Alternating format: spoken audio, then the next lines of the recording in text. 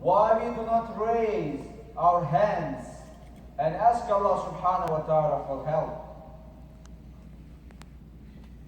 Udu'uni astajib lakum, He said subhanahu wa ta'ala. Ask me and I will respond. And who is asking in the best month, in the best days and nights? Where we are, dear brothers, of dua. If we are really facing some of the calamities and difficulties, why we are not raising our hands to one who can help us? But probably, and that is our reality, there is no progress at all. There is no crisis. There is no calamities upon us as Muslims. Otherwise, we will raise our hands. But that's not the case. So, dear brothers, it is not that we have forgotten dua completely. We refer to it regularly. We do make dua. But our ideas and practice regarding dua and supplication have become distorted completely. Often, dear brothers, it is reduced to the level of a ritual. We just make dua and leave. Generally, dear brothers, it is considered when all our efforts have failed as human beings. And then, only then, we do face and raise our hands when we see there is no end. It is belittled, dear brothers, through actions and sometimes even with words. We belittle the dua. We don't respect the dua. We don't raise our hands. So, dear brothers, what a tragedy.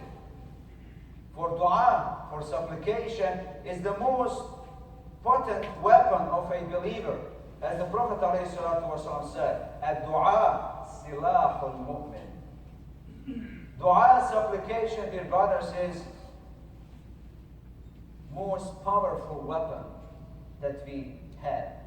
But sadly, dear brothers, it's sadly to say that we don't know how to use it. It can be changed, dear brothers.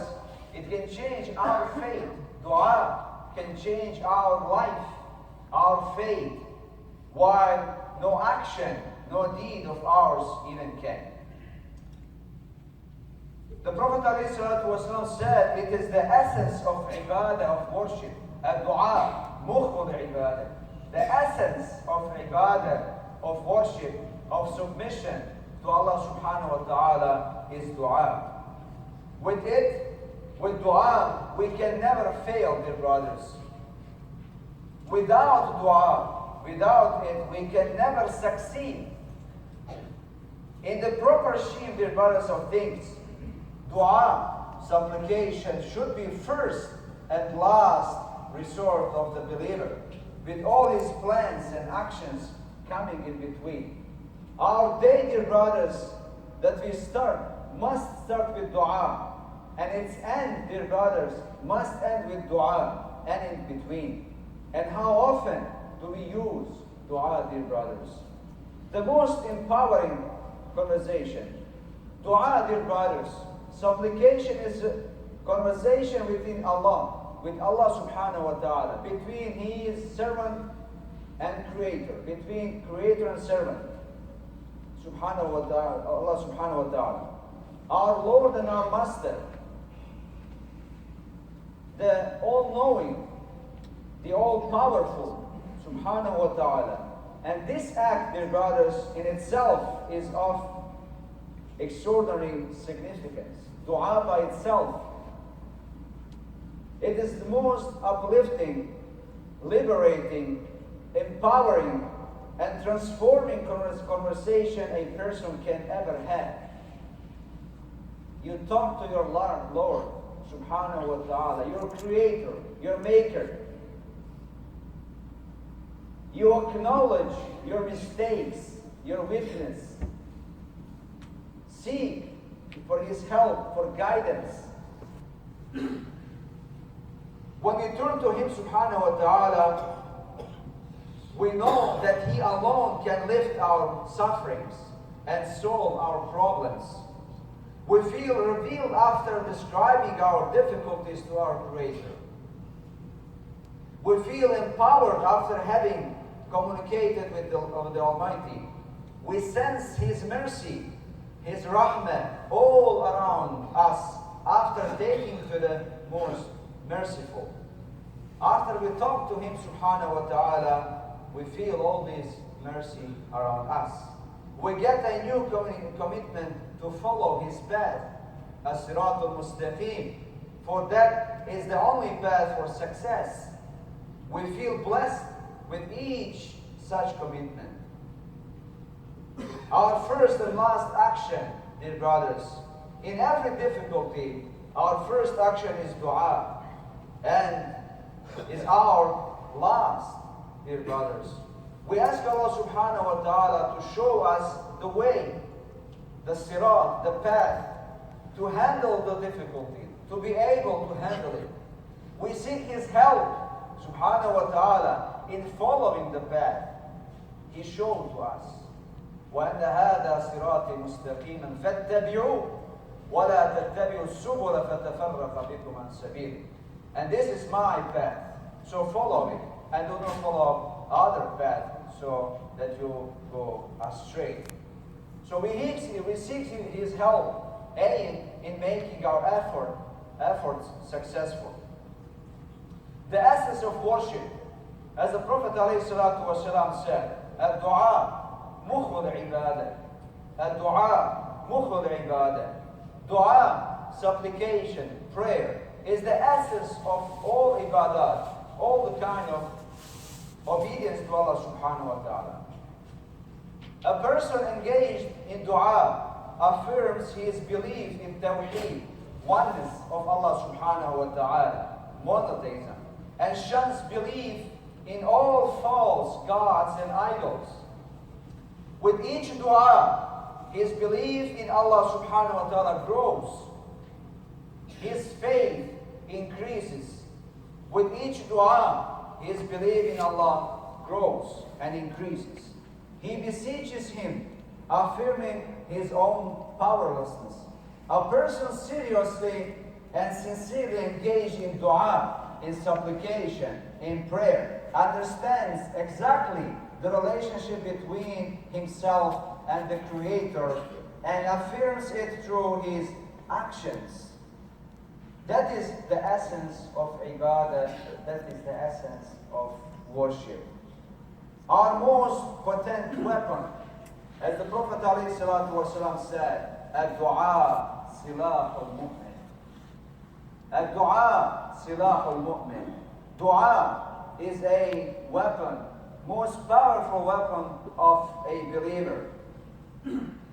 Dua, dear brothers, and supplication is our most potent weapon in all struggles of life. Everyday life, dear brothers, we are struggling. But our weapon is dua, is supplication.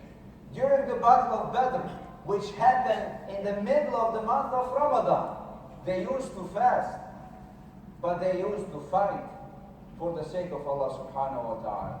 Our beloved Prophet Muhammad sallallahu alayhi wa sallam, peace be upon him, used to pray all night long.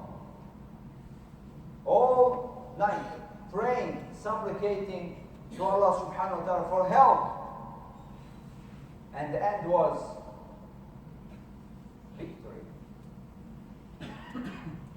Where we are, dear brothers, as ummah today, that we say we are suffering. And we are in the best month in the year, in the best days and nights. And we are awaiting for the best night that Prophet ﷺ said, which is the Laylatul Qadr. Where is our hands? Where we are, dear brothers of dua? Why we do not use this weapon? But probably, brothers, because we are Muslims. That's why. Because the Prophet said, الدعاء سلاح المؤمن. Dua, supplication, is a weapon of believers, of the believers, sincere worshippers of Allah subhanahu wa ta'ala. So we should struggle, dear brothers, in these days to use this weapon properly, to help each other, to ask Allah subhanahu wa ta'ala to help everyone in this globe in order to have peace and harmony. Not to use it against each other, as usually happens, dear brothers. So dua, dear brothers, is our most potent weapon in all struggles of the life. The Prophet used it in the month of Ramadan, in the battle of the Badr. He used to pray, raise his hands, and asking Allah subhanahu wa ta'ala for help. In the other battles, the Sith battle against the Crusaders, Salahuddin al-Ayyubi, rahmatullahi alayhi rahmat al-wasi'ah, was busy day and night. By day, he used to fight. By night, he used to pray in order to gain mercy and victory. Just war. And he succeeded. And where we are now, from these two examples, that we say that we are suffering, do we suffering really? If we do so, we will go back and ask Allah subhanahu wa ta'ala for help. Big and small, we should make it a point to make dua for all things, big and small. Because there is nothing called big and small. It is the beginning of wisdom to realize that big and small are arbitrary labels that are totally irrelevant in this context. Nothing is too big from whom we are asking from. Nothing is too small for the one who is asking. That is why we have been taught to ask Allah subhanahu wa ta'ala when we need something as small as an atom. At the same time, we should ask with great hope and conviction that we shall be granted our prayers. We should remember the hadith of Prophet ﷺ when he said, لَيْسَ شَيْءٌ أَكْرَمْ عَلَى اللَّهِ مِنَ الدُّعَاءِ. There is nothing dearer, there is nothing beloved to Allah subhanahu wa ta'ala than a servant making dua to him. Nothing dearer, nothing beloved to Allah subhanahu wa ta'ala than making dua. All the times and all needs, في كل وقت بكل وقت وحين. We should make dua, dear brothers, at all times, not only during times of distress and calamities. The Prophet Muhammad sallallahu alaihi wasallam, peace be upon him, said, whosoever desires that Allah subhanahu wa ta'ala answers his dua is uncomfortable and difficult condition, he should make plentiful dua in days of ease. If we want to be accepted, our dua accepted by Allah subhanahu wa ta'ala in the time of difficulty, so we should make dua in the time of ease, dear brothers, ease and comfort. Those who related, dear brothers, to this world as well as those related to the hereafter. Allah subhanahu wa ta'ala taught us how to make dua. Once he said, Allahumma rabbana atina fi dunya hasana wa fil akhirati hasana wa qina adhab. In each prayer, that's if we are praying 5 times a day. Oh Allah, we ask you the goodness in this world and the hereafter, and save us from hellfire and punishment. Oh Allah, forgive me and my parents and all the believers on the day of judgment. And you know that dua. This is the adab. Allah subhanahu wa ta'ala taught us how to make dua, to ask goodness for this world as well for hereafter. And all people, dear brothers, we should make dua not only for ourselves. If we are stingy in sharing what we have from the blessings that Allah subhanahu wa ta'ala bless us with, don't be stingy in making dua for all people. We should make dua for ourselves, for our families, for our spouses, brothers, sisters, parents, our kids, our community, our society, all the world, the rest of the people, dear brothers. For everyone, in order to have peace, to live in peace, and to feel secure in this age. So, dear brothers, we should pray for them, for everyone, for good of this world and for the good next one. The Prophet ﷺ said, the dua of a Muslim for his brother Muslim in his absence is readily accepted. Once you make dua for your brother and he's not here, your dua is accepted. The Prophet said, an angel, Malak, is appointed to his side. Whenever you make dua for your brother, he's not here, the angel is sitting beside you, on your side. Whatever you ask Allah subhanahu wa ta'ala, angel says, Ameen, wa laka bimithli. Ameen, and to you say. Whatever you ask. Imagine there was the angel, the Malak is saying Ameen on your supplication. Ask for your brothers. If they are not here for some reason, we ask Allah subhanahu wa ta'ala to be with us. We don't know what they are facing in these days, in this time particularly. But we can make dua for them, to guide them. And the Malak will say, Ameen, and you, for you too. وَلَكَ بِمِثْلِ. Allah will reward you for that. You will not lose anything if you mention a brother's name.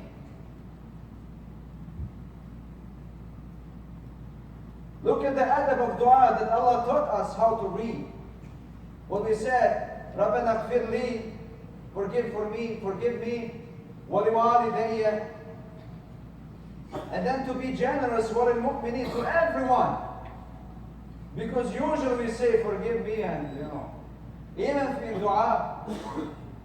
But Allah taught us how to make dua in order to be accepted. So be generous in making dua, dear brothers and sisters in Islam. In the dark ages that we are living in today, if you can call it like that, every day, dear brothers, brings fresh news about atrocities committed against our beloved brothers in Palestine. Every day, even the kids, even in the month of Ramadan, they are facing so many problems. In Kashmir, in India, in Afghanistan, everywhere. What can we do, dear brothers? We can do a lot, dear brothers, especially these days, the best days and nights in the year. Last 10 days of the month of Ramadan. Can we make dua? Dua can change our fate, dear brothers. Possible. But dear brothers, the dua can change our life, can change our fate, can take us out from this crisis that we call it. But dear brothers, it is most potent weapon, and we should learn how to use it. And lastly, dear brothers, for dua to work, and dua will work only for those who try sincerely and seriously to use it. Once we use it sincerely and properly and seriously, the dua will be accepted. I ask Allah subhanahu wa ta'ala to help us to learn how to use dua, how to make dua. I ask Allah subhanahu wa ta'ala to make us merciful towards each other, to make dua for everyone, for all humanity. I ask Allah subhanahu wa ta'ala to accept our fastings, our qiyam, our standing in the prayers, our reading of the Quran, our ruku and our sujood, and to fulfill all of our needs. I ask Allah subhanahu wa ta'ala to bless us the ajr, the reward of Laylatul Qadr. I ask Allah subhanahu wa ta'ala to help us to find out the Laylatul Qadr and to be amongst those whom Allah subhanahu wa ta'ala forgive. I ask Allah subhanahu wa ta'ala to accept all our good deeds and to continue to worship Him, to submit Him after Ramadan. I ask Allah subhanahu wa ta'ala to purify our hearts, to take out from our hearts any kind of the hatred and envy towards each other. I ask Allah subhanahu wa ta'ala to fill our hearts with nur and iman, to enlighten our hearts, our minds with nur, with iman, and to be successful here and hereafter. I ask Allah subhanahu wa ta'ala for guidance. Ameen ya Rabbil Alamin. Dear brothers and sisters in Islam, do not forget your last 10 days and the night of the month of Ramadan to give zakat al-fitr or what you call it, charity or fitr, whatever you call it. So it is as last year, the minimum that we ate a day around $10. If you ate more, of course, you are encouraged to give more. I ask Allah subhanahu wa ta'ala to accept our fasting and our sadaqah, our charity. Ameen ya Rabbil Alamin. اللهم ارنا الحق حقا وارزقنا اتباعه وارنا الباطل باطلا وارزقنا اجتنابه. اللهم ارزقنا فعل الخيرات وترك المنكرات وحب المساكين يا رب العالمين. اللهم ارزقنا حبك وحب من يحبك وحب عمل يقربنا حبك يا رب العالمين. اللهم حبب الينا الايمان والاسلام والاحسان وزينه في قلوبنا وكره لنا الكفر والفسوق والعصيان. اللهم اعز الاسلام والمسلمين. اللهم اعز الاسلام والمسلمين يا رب العالمين. اللهم وحد صفوف المسلمين في كل مكان يا رب العالمين. اللهم لا تؤاخذنا بما قال السفهاء منا. اللهم ربنا اتنا في الدنيا حسنه وفي الاخره حسنه وقنا عذاب النار. ربنا اغفر لنا ولوالدينا وللمؤمنين يوم يقوم الحساب. وصل اللهم على سيدنا نبينا محمد الاولين والاخرين واخر دعوانا الحمد لله رب العالمين. عباد الله ان الله يامر بالعدل والاحسان وايتاء ذي القربى وينهى عن